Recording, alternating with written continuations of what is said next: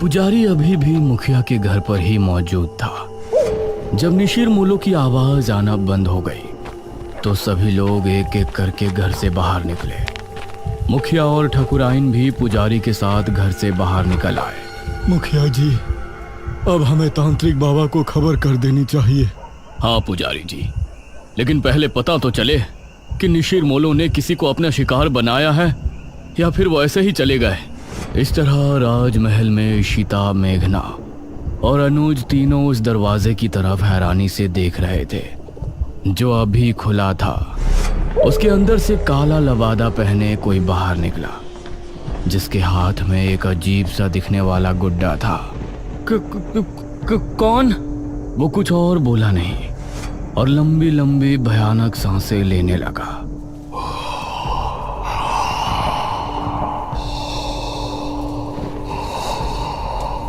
उसकी भयानक सांसों को सुनकर ये तीनों डर गए और तभी वो तेज रफ्तार से इनकी तरफ भागा। भागो जल्दी, महल से बाहर निकलो। इन तीनों का दिल दहल उठा और ये खिड़की की तरफ भागे। जल्दी करो। वो अभी भी इनके पीछे ही था। अनुज ने पहले इशिता और फिर मेघना को बाहर निकाला। वो अनुज तक पहुंचने ही वाला था कि तभी अनुज भी खिड़की से कूद गया। क्या था वो? चलो अब घर चलते हैं, 2 बज रहे हैं, कहीं पिताजी या माँ जाग ना जाए। ये तीनों अब गांव की तरफ रवाना हो गए। माँ और पिताजी को इस बारे में बिल्कुल नहीं बताना, ठीक है? अरे हम क्यों बताएंगे भला? जैसे ही ये तीनों गांव पहुंचे तो बाहर ही पुजारी और बहुत से लोग खड़े थे। अनुज, तुम यहाँ? हमें तो लगा कि तुम तीनों अपने अपने कमरे में सो रहे हो। इतनी रात में तुम तीनों कहाँ से आ रहे हो? वो पिताजी। मुखिया ने मेघना और इशिता की तरफ देखा। तुम दोनों कहाँ गई थी अनुज के साथ? जी माफ कर दीजिए अंकल, हम दोनों का घूमने का मन हो रहा था। तो दिन में घूमने चले जाते, रात में बिना बताए जाने की क्या जरूरत थी? माफ कीजिए पिताजी, मैं ही इन दोनों को ले गया था, लेकिन आप सब लोग यहाँ बाहर इकट्ठा होकर क्या कर रहे हैं? अनुज ने बात को बदलते हुए कहा। आज गांव में निशिर मोलो आए थे, सभी उनकी आवाज सुनकर ही खौफ में थे। क्या निशिर मोलो? ये निशिर मोलो कौन है? 4 कथई लबादे वाले शख्स जो अपने कंधों पर एक ताबूत उठाए रात के समय गांव में घूमते हैं। उनकी आंखें लाल चमक रही होती हैं। रात के समय गांव में घूमते हैं। उस समय अगर वो किसी को देख लेते हैं या कोई उन्हें एक बार देख लेता है तो वो उसे अपने साथ ले जाते हैं। सभी गांव के लोग तो अपने अपने घरों में थे, लेकिन वो लोग संपत और कप्ता को ले गए। वो बाहर ही जुआ खेल रहे थे। अनुज, इशिता और मेघना तीनों ही ये सुनकर चौंक पड़े। पिताजी, लेकिन इससे पहले तो ऐसा गांव में कुछ भी नहीं हुआ, न ही आपने मुझे कभी इसके बारे में बताया। ये 400 साल पहले की बात है बेटा, हमारे महाराज के समय की बात। लेकिन उस समय किसी तरह उनको रोक दिया गया था, लेकिन अब अचानक वो कैसे जाग उठे, ये तो बात समझ के बाहर है। मुखिया जी, अब कल सुबह ही तांत्रिक महाराज से मिलने के लिए निकलेंगे। फिलहाल सभी लोग अपने अपने घरों को जाएं और निशिर मोलो से सावधान रहें। ये सुनकर सभी गांव के लोग अपने अपने घरों को चले गए, लेकिन अब सभी के दिल में अजीब सा डर बैठ गया था। इशिता और मेघना भी अपने कमरे में पहुंची। ये तो बहुत बड़ी गड़बड़ हो गई। हम लोग तो यहाँ पर मृत्युंजय अमृत के लिए आए थे और यहाँ तो राजमहल निशिर मोलो पता नहीं क्या क्या सुनने में आ रहा है। ये लोग अब हमें मृत्युंजय अमृत तक लेकर भी जाएंगे या नहीं? अरे तुझे दिख नहीं रहा यहाँ कितनी प्रॉब्लम है? हम दोनों सुबह यहाँ से जा रहे हैं बस। नहीं, मैं नहीं जा सकती। लेकिन क्यों? वो मृत्युंजय अमृत। इतना कहकर मेघना ने आगे कुछ नहीं कहा। आपने बिना सोचे समझे उन दोनों लड़कियों को घर में जगह क्यों दे दी? देखा ना अब क्या हुआ। ठकुराइन, वो लड़कियां तो अनजान है, लेकिन अनुज को तो सब कुछ पता है ना। वो उनको लेकर रात में निकल गया, इसमें हम उनको दोषी नहीं ठहरा सकते। उनको लेकर जाने वाला तो हमारा ही बेटा है ना। कुछ ही देर में सभी एक एक करके सो गए।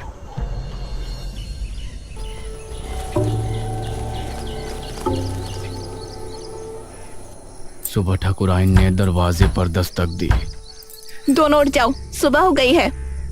ठाकुरायन ने बहुत ही रूडली बोला। Aunty ji, we are sorry. यह सुनकर वो बिना जवाब दिए वहां से चली गई। कुछ देर बाद फ्रेश होकर इशिता और मेघना दोनों ब्रेकफास्ट टेबल पर पहुंची। Good morning uncle. Good morning aunty. आओ बैठो बच्चों, नाश्ता करो। मेघना के बाल इस समय खुले हुए थे। ना जाने अनुज को उसमें क्या खास दिखा। उसने उसे स्माइल की और एक टक उसे देखने लगी। इस पर मेघना ने उसे हैरानी से देखा, फिर उधर उधर देखकर नाश्ता करने लगी।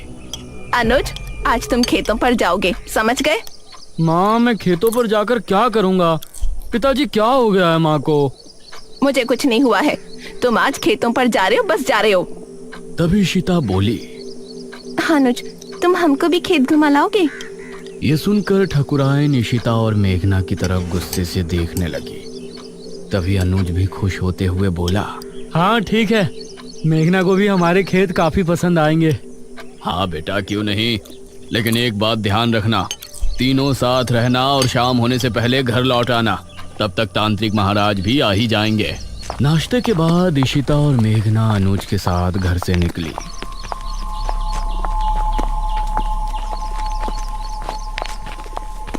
तुम अंकल आंटी के सामने मुझे ऐसे क्यों घूर रहे थे? तुम सच में शहर से ही हो ना? क्यों, कोई शक है? शहर की लड़की होती तो अब तक समझ जाती कि मैं उस पर लाइन मार रहा हूँ। वो मतलब स्लिप हो रहा हूँ। अनुज, उसे ऐसे मजाक बिल्कुल पसंद नहीं। ओह अच्छा। अच्छा ठीक है, सॉरी, लेकिन वो मजाक नहीं था। ये सुनकर मेघना भी हल्के से मुस्कुरा दी। ये लोग अब घने जंगल में पहुंच चुके थे। वैसे अनुज, यहाँ आने से पहले हमने कुछ सुना था। क्या सुना था? यही ना कि हमारे गांव के लोग एक नंबर के बेवकूफ है। अरे नहीं, किसी मृत्युंजय अमृत के बारे में कहा जाता है कि उसको पीने से बड़ा रोग दूर हो जाता है। ये सुनकर अनुज ने इशिता और मेघना दोनों को घूर कर देखा। तो तुम लोग यहाँ मृत्युंजय अमृत की तलाश में आई हो? नहीं, वैसे वो झूठ नहीं तो सीधा बोलना था ना। बेकार में राजमहल जाकर मुझे भी माँ से डांट पड़वा दी। वो हमें लगा था कि सीधे उसके बारे में पूछने से तुम कुछ गलत समझोगे। वैसे ये इशिता पूछती तो लगता, लेकिन तुम पूछती तो नहीं लगता।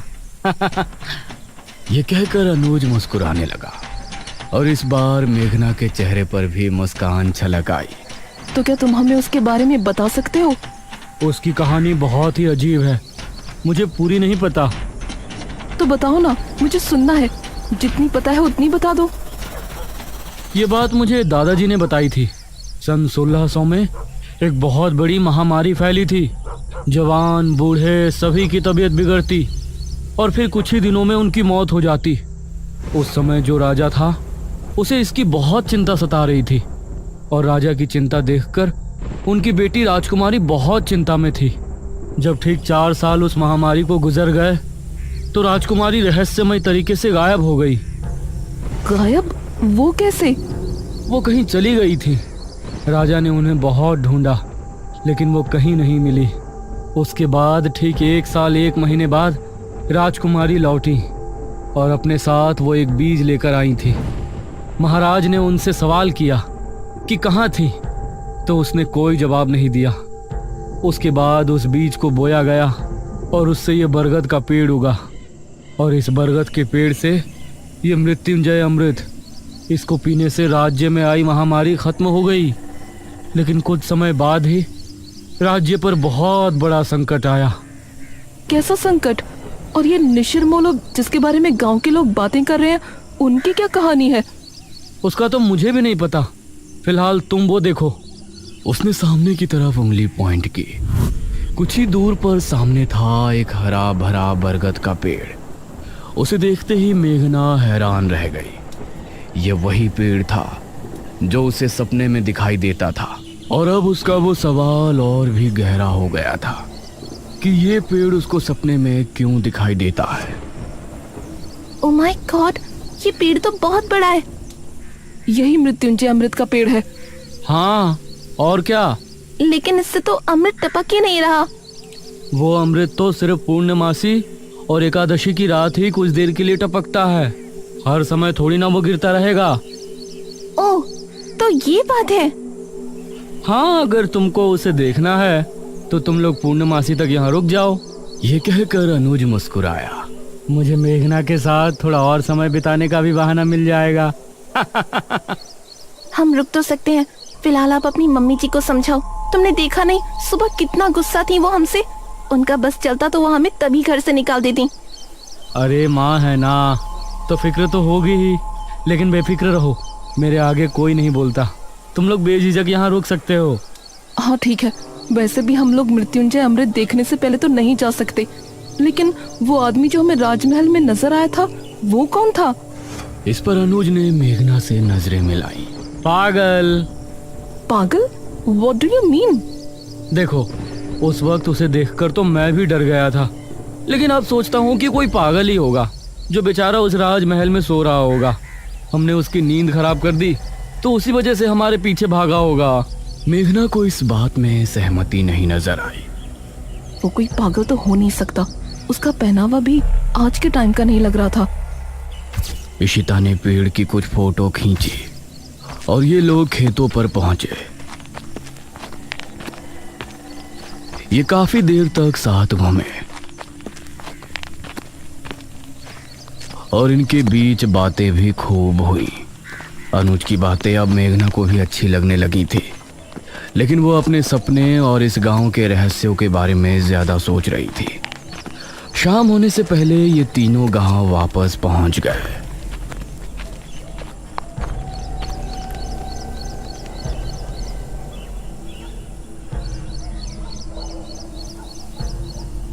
रात होने वाली है।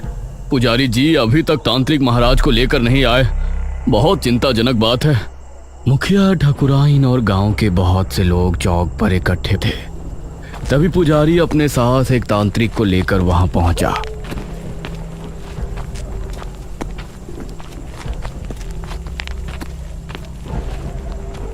प्रणाम बाबा। प्रणाम। तांत्रिक महाराज नहीं आए? तांत्रिक महाराज शाम से ध्यान मग्न बैठे हैं। वो सुबह सूरज निकलने से पहले नहीं उठ सकते, इसलिए मैं उनकी जगह यहाँ आया हूँ। आप निशिर मोलो के बारे में सब जानते हैं ना? चिंता ना करें, तांत्रिक महाराज का आशीर्वाद हमारे साथ है। हम आपकी समस्या का निवारण करने की पूरी कोशिश करेंगे। तो बताइए तांत्रिक जी, क्या करना होगा? हम पूरी रात जाग कर एक अनुष्ठान करेंगे जो कि गांव के चौक पर होगा। यह पता लगाएंगे कि निशिर मोलो अचानक कैसे जाग उठे। आप सामग्री तैयार करें। एक बार अगर हम अनुष्ठान शुरू कर देंगे तो उसके बाद पूर्ण होने से पहले उठने का हमारे पास कोई कारण नहीं होगा। बहुत बहुत धन्यवाद बाबा, भगवान आपको सफल करे। इशिता ने चुपके से मेघना से कहा, ये लोग सच में बेवकूफ हैं या मुझे ऐसा लग रहा है? ये तू क्या कह रही है? और क्या, वो आदमी गायब हुए हैं, उसके पीछे कोई और वजह भी तो हो सकती है। जरूरी है कि उन्हें किसी भूत नहीं उठाया हो। निशिर मोलो, चुप कर। कुछ ही देर में अनुष्ठान की पूरी तैयारी हो गई। एक अग्निकुंड, एक कपाल और एक नर हथहड्डी। उसके आसपास 4 धूप बत्तियों से धुआं निकलकर वातावरण को शुद्ध कर रहा था। आप सभी अपने अपने घरों में जाएं और अनुष्ठान के सफल होने की प्रार्थना करें। हवा फिर से तेज हो गई थी। चौक पर सिर्फ तांत्रिक और पुजारी नजर आ रहे थे। मेघना और इशिता खिड़की से तांत्रिक को देख रहे थे। मुखिया, अनुज और ठाकुराइन सोफे पर बैठे थे।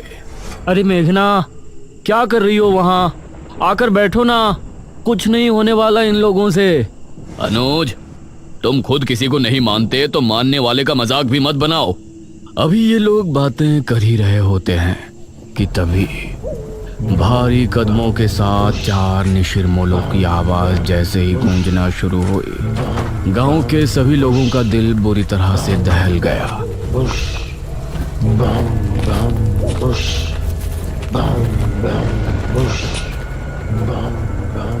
अरे ये आवाज ये सुनकर मुखिया भी बुरी तरह से डर गया।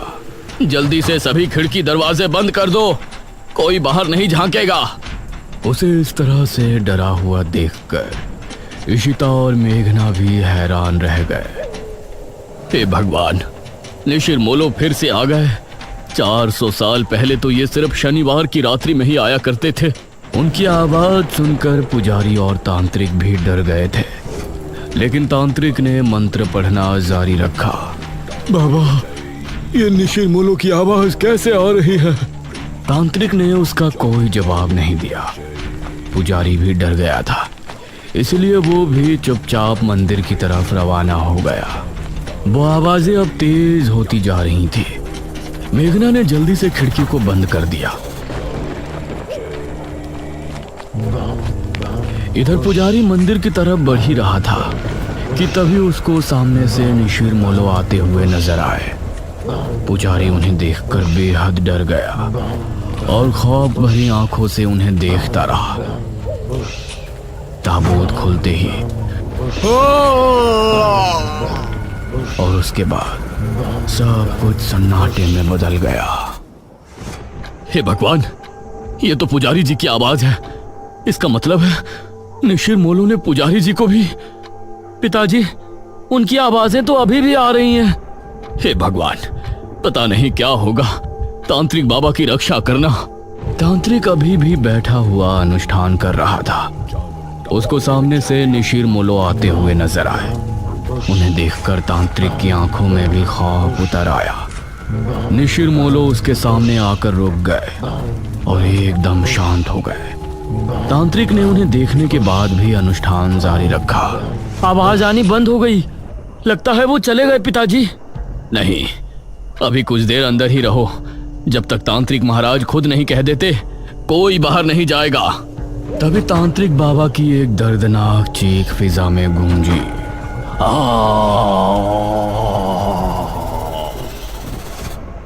हे भगवान, ये तो तांत्रिक बाबा की आवाज है। धीरे धीरे आवाजें हल्की होती चली गईं और फिर पूरी तरह से शांति छा गई। चलो, सब जल्दी से बाहर चलो। अब मुखिया और सभी गांव के लोग अपने घरों से निकलकर चौक पर पहुंचे। वहां उन्होंने देखा कि तांत्रिक बाबा किसी मिट्टी के पुतले के जैसे जमे बैठे हैं। उनकी आंखें और मुंह पूरी तरह से फटा हुआ है। तांत्रिक बाबा! अगले ही पल उनका शरीर धीरे धीरे गायब हो गया। ये भयानक मंजर देखकर सभी के डर के मारे चीख निकल गई। निशिर मोलो पुजारी जी को ले गए और तांत्रिक बाबा का अंत कर दिया। इसका मतलब वो सिर्फ ये अनुष्ठान रोकने आए थे। पिताजी, अब निशिर मोलो से हमें कौन बचाएगा? अब तो तांत्रिक महाराज को ही आना होगा, वही कुछ कर सकते हैं। इशिता और मेघना तांत्रिक की मौत देखकर बहुत डर गई थी। दूसरी तरफ गुफा में बैठे बड़े तांत्रिक ने अचानक से अपनी आंखें खोली। उनके चेहरे पर चिंता की लकीरें साफ नजर आ रही थी। निशिर मोलो का ये रूप, उसने हमारे शिष्य का भी अंत कर दिया। अब हमें खुद वहां जाना होगा, वरना प्रलय आ जाएगा। उस रात जब मेघना सो रही थी तो उसे एक सपना आया। वो एक राजकुमारी वाली वेशभूषा में एक सुनसान जंगली इलाके में घूम रही है। दूर दूर तक कोई नजर नहीं आ रहा है। तभी कोई पीछे से उसके कंधे पर हाथ रखता है। मेघना चौंकते हुए पीछे मुड़कर देखती है और उसके मुंह से चीख निकल जाती है। उसे देखकर वो चीखती हुई नींद से जाग उठती है। अरे मेघना, क्या हुआ? मृत्युंजय अमृत क्या है ये तो हमने जान लिया, लेकिन निशिर मोलो कौन है और मेघना का इन सब से क्या संबंध है? वो कौन सा खौफनाक रहस्य है जिसकी वजह से गांव के लोग पहले भी खौफ में थे और आज भी है? इन सभी सवालों के जवाब जानने के लिए हमारे साथ बने रहिए निशिर मोलो के तीसरे भाग में।